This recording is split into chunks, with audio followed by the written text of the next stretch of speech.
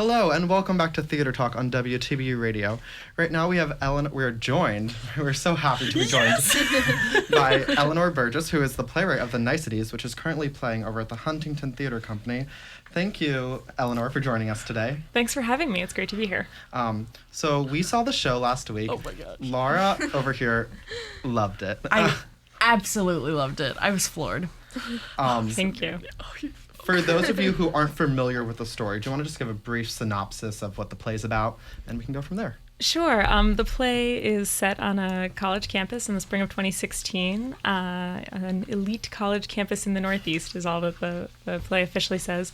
And a young black female student has come into her history professor's office with a paper, her older white female professor's office with a paper that's asserting that the American Revolution was only successful because of the institution of slavery. And what starts out as sort of an academic conversation about how do you prove something and what makes a good paper kind of spirals into a much, much larger conversation about what is the truth about America and who has power and how should we treat each other. Yes, and it is crazy. So I know you went to Yale for undergrad, and I read that you were inspired by some true events to write this play. Could you tell us a little bit about what happened in Yale in 2015 that inspired you? Sure.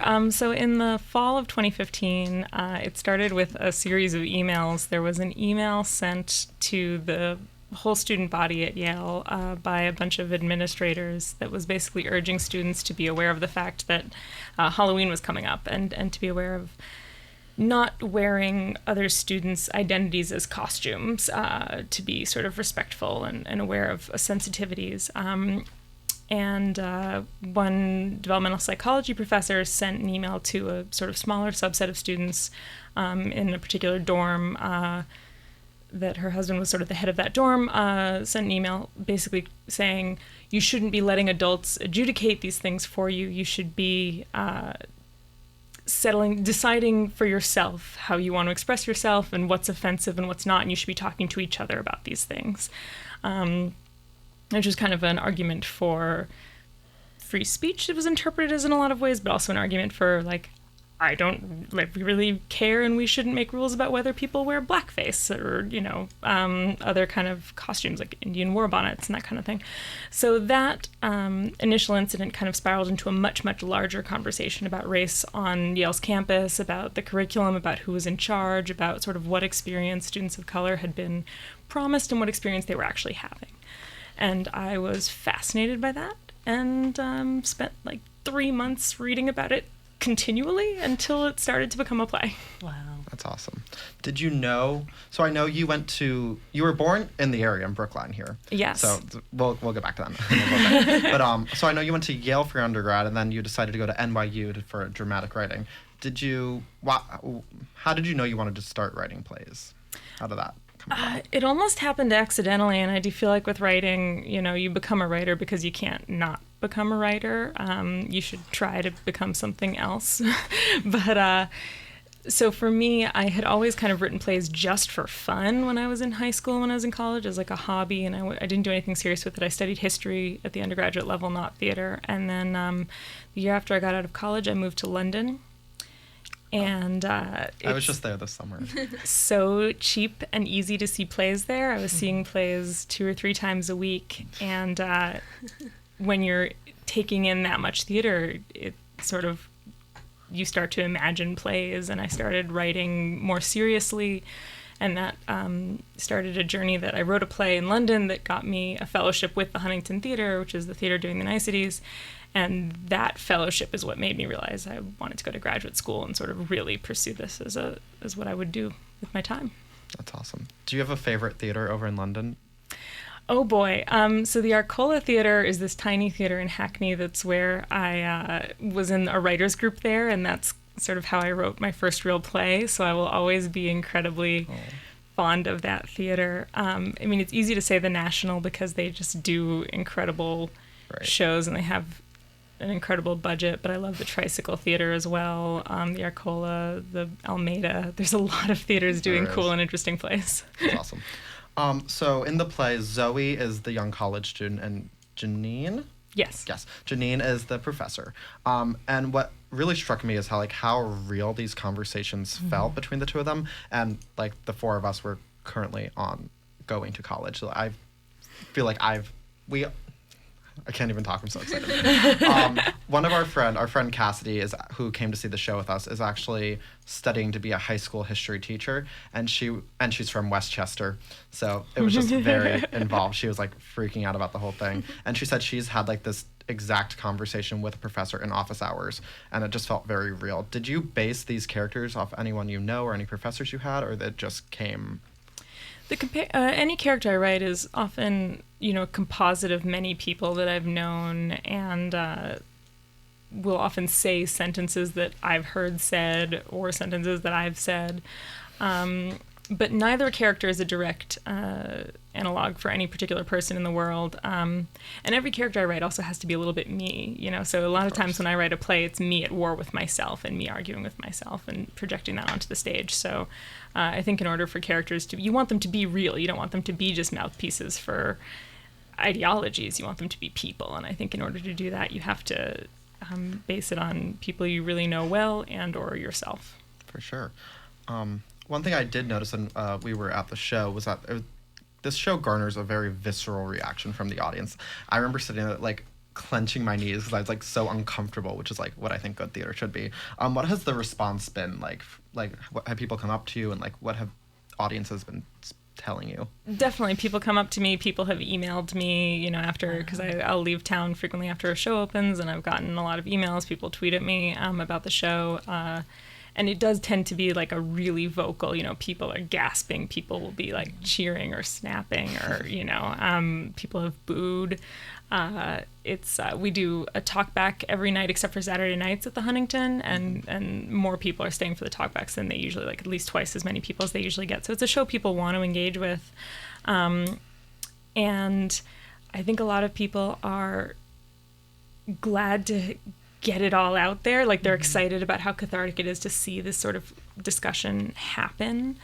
I think a lot of people are sort of flabbergasted and don't know exactly what to say, but they want to say something, or they want to ask like, so what next? So was she right or was she right? They want me to kind of make a call frequently between the two characters, or make a call about what should we do next as a society. And of course the point of the play is like, we all have to figure it out together. Like if I had answers, I would just, run for Congress. So like people should, hopefully the play is a jumping off point for people to engage with each other and to go learn more and do more. And yeah, I think that it is working that way. For sure. Going off that, I know I read there was some review that's like, this play does what all great plays should do, like make you talk about the show afterwards. And after we left, the two of us and our friend Cassidy went to Cheesecake Factory and just talked about this for like an hour and a half. And we told our waitress about it, and then she got involved. What do you hope audiences take out of this play, and what do you want them to be talking about when they leave?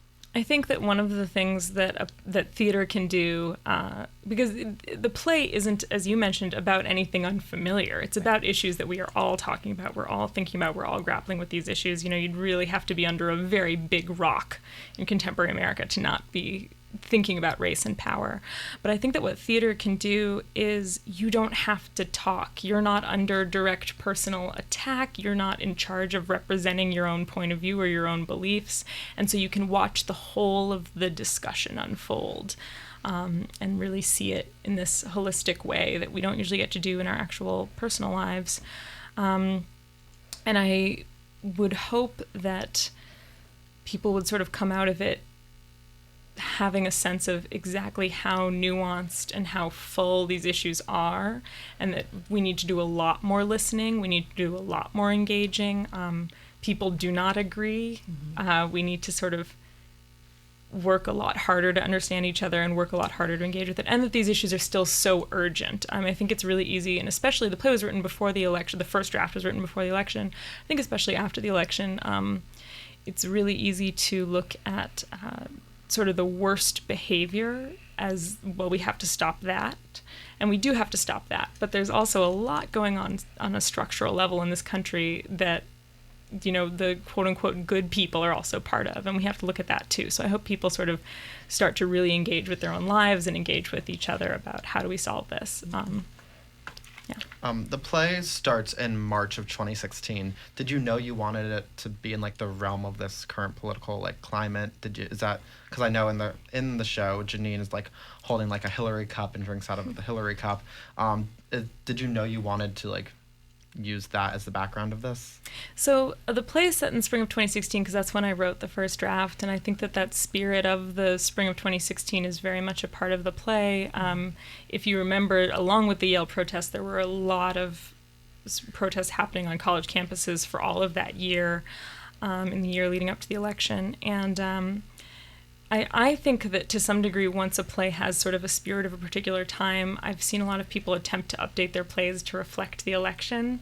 And I think it frequently fails because you wrote thinking a different way and your play wasn't actually sort of structured around that. And so for me, I think that the characters don't know what's coming and we, the audience, do. And there's something almost Greek or Shakespearean about that, where, in a lot of the Shakespeare history plays or the Greek plays, the audience knew exactly what was going to happen.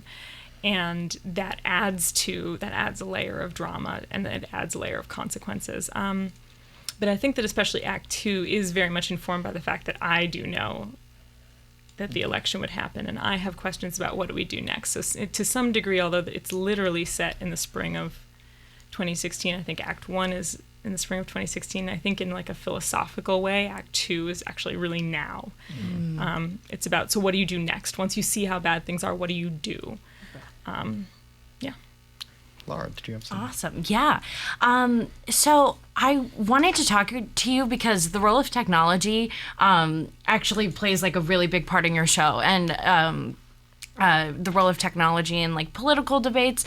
What made you decide to include that whole aspect in the show, and how do you think the issue pans out like outside of the theater once people walk out? Oh, that's interesting. I mean, for me, I think one thing that about the play is that although it's really easy to sort of paint it as a picture of a racial divide, it's also very much a picture of a generational divide. And we, millennials and sort of they keep redrawing the lines on who's a millennial, who's iGen, who's whatever, iGen Z, I don't even know. But this new chunk of young people is so big and is sort of shaping dialogue and culture in this massive young people way, for the biggest way that's happened since baby boomers. Gen X wasn't big enough to really present this huge challenge to the way things had been done before and the way the baby boomers did. And I think that that's actually where a lot of our divisions lie, is sort of that age-old struggle of kind of, it's upsetting for older people to see that the way that they have cherished doing things is no longer the way that their own children want things to be done. So I think the technology thing was always baked into that. I used to teach high school history, and so, questions like, are websites okay, or do you get better knowledge from books? What do you learn from social media? I think I'm very seriously interested in history and what is the truth, and I think that technology is so rapidly changing. How do you access the truth in both positive and very negative ways? And so it was always going to be part of that story. In terms of audience response, people definitely tend to break down along generational lines about that. But I think that even if they tend to side with the member of their generation, they've also heard the member of the other generation a bit. And I think that even people who are very young and very into technology, like, we also all know that we're living in a world where we're running into a ton of information that's false or incomplete. So I think people are ready to engage in that sense. Talking about the history portion of it, I know you did study history at the undergrad level, but the show has a lot of you clearly knew what you were writing about. How did you do all of the research for this? Was this the topic you're very passionate about, like the Civil War, or the American Revolution, but on all this stuff about like slavery, like these two characters obviously know what they're talking about because they go to a very elite school, but how did you start your research for this show?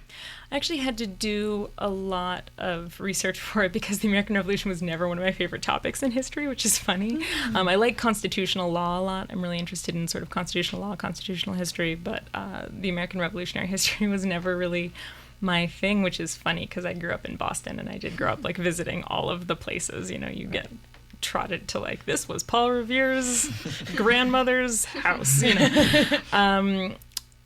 So I had to do a lot of research, and it had to be from two directions because, sort of as you alluded to with the technology, Janine is getting her information from published histories, which tend to have one story of the revolution, which, focuses on the founding fathers, kind of the Hamilton story, you could say, that focuses on the founding fathers, focuses on this set of primary documents, the Federalist Papers, the Declaration of Independence, the Constitution, the letters that they were all sending back and forth, focuses on the battles and the sort of higher order politics. And Zoe is reading a lot more sort of psychology, sociology, reading a lot more critical race theory, and bringing kind of that perspective as a very alternative story of the revolution that's more about, well, what was going on with normal people who weren't governing. And I had to kind of keep focusing in both of those directions. And the paper section, where they lay out the paper and the argument, is actually the section that's been rewritten the most in the entire play, because making sure that the audience can understand it and that both of them have a case to make has been a 2-year struggle. I'm sure.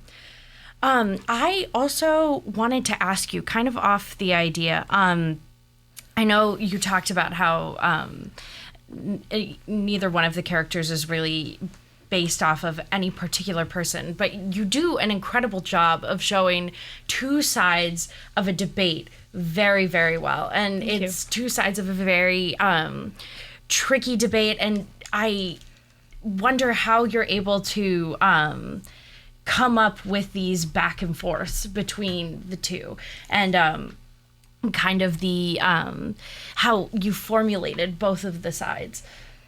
Well, I think that you do have to do a ton of research. I mean, the research in the play hasn't just been historical research. It's been reading memoirs, reading Facebook posts, reading blog posts and Medium posts about sort of how people are feeling. I read a lot of students, not just at Yale, but around the country, were sharing anecdotes from their lives and sort of publishing their perspectives. A lot of professors were writing op-eds. There's a lot of discourse about it, and sort of trying to immerse myself in that. And then I think that also a lot of the process of rewriting has been the process of sort of dropping in enough emotionally with one character at a time to sort of say, well, how does that feel for them?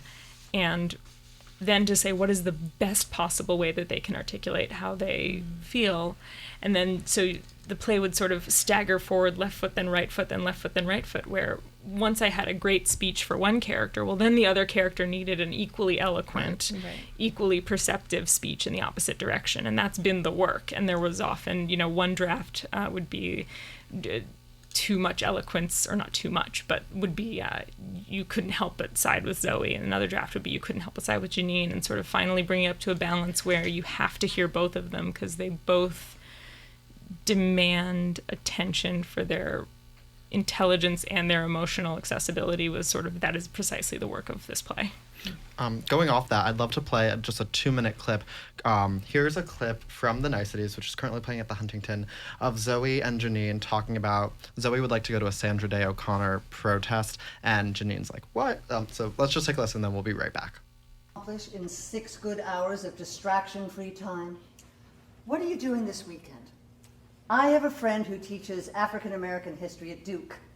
I can get her to recommend some sources. This weekend, Sandra Day O'Connor speaking on campus. Yes, I know. It's very exciting, but it should only take about 2 hours. Oh, well, I'm part of the Cross-Cultural Alliance, and we're organizing a protest.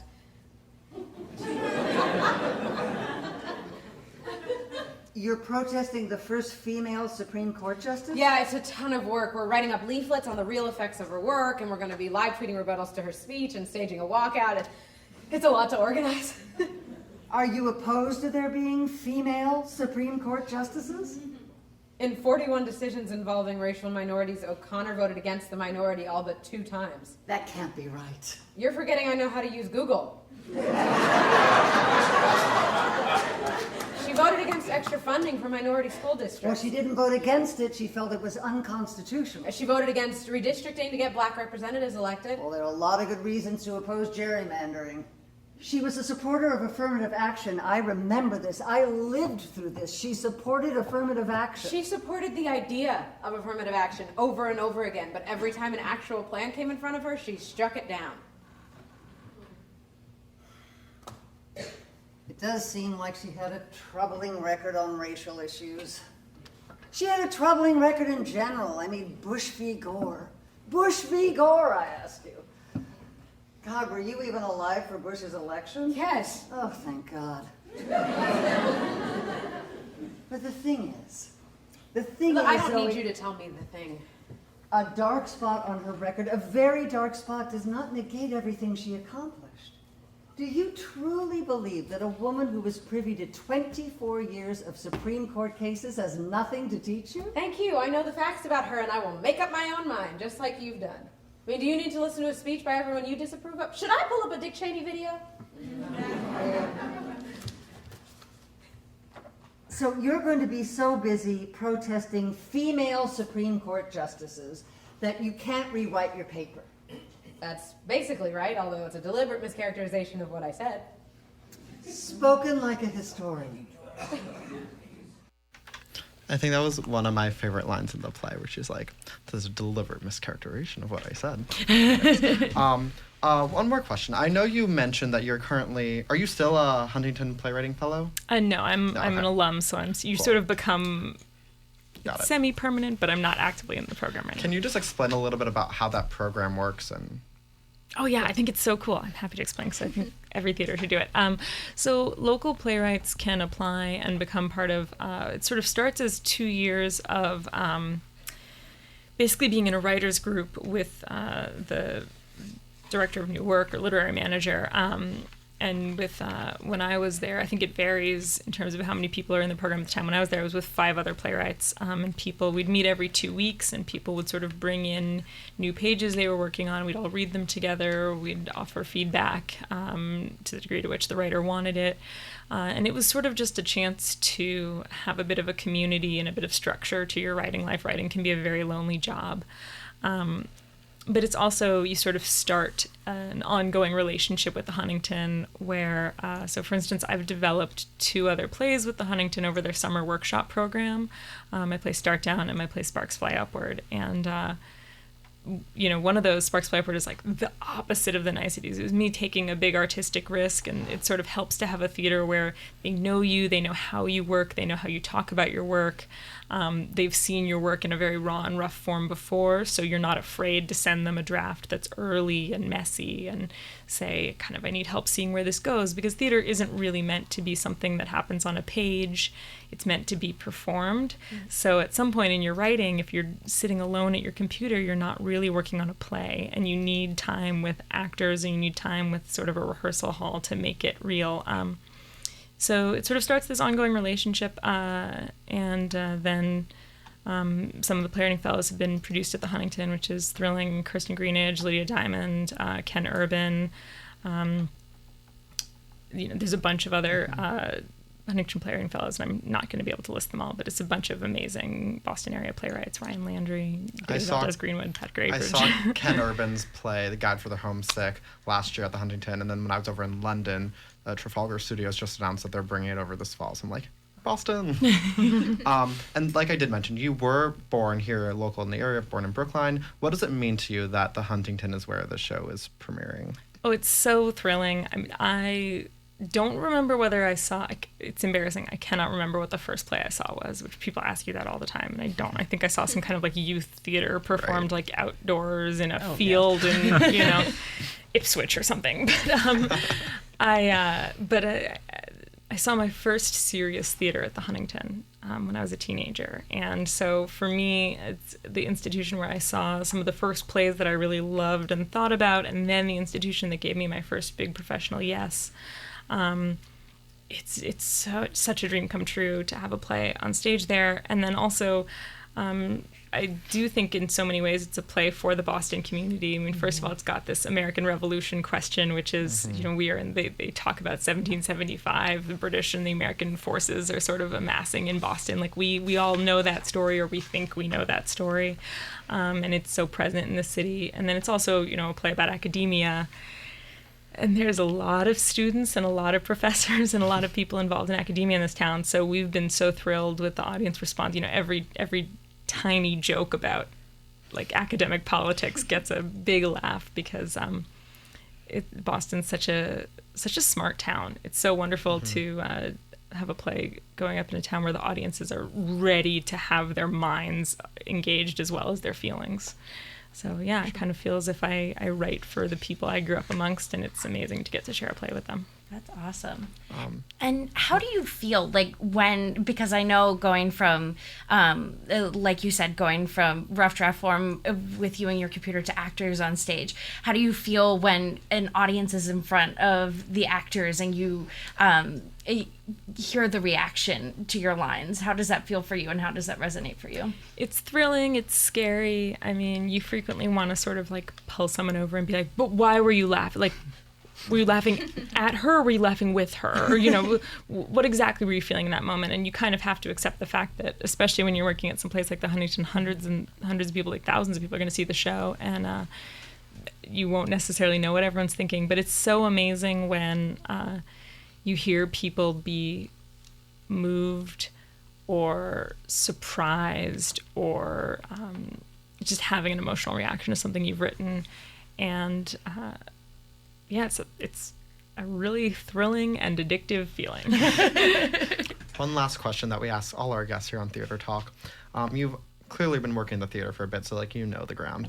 Have there been any onstage mishaps that you've watched, like anything gone seriously wrong when you're watching a play, or maybe in one of your own plays, like they've jumped a whole scene, anything like that? My absolutely wonderful actors for the Niceties who have to speak continuously in like both very smart and very emotional ways for 2 hours, so they're the hardest working women in show business, and they're incredibly talented. Nice.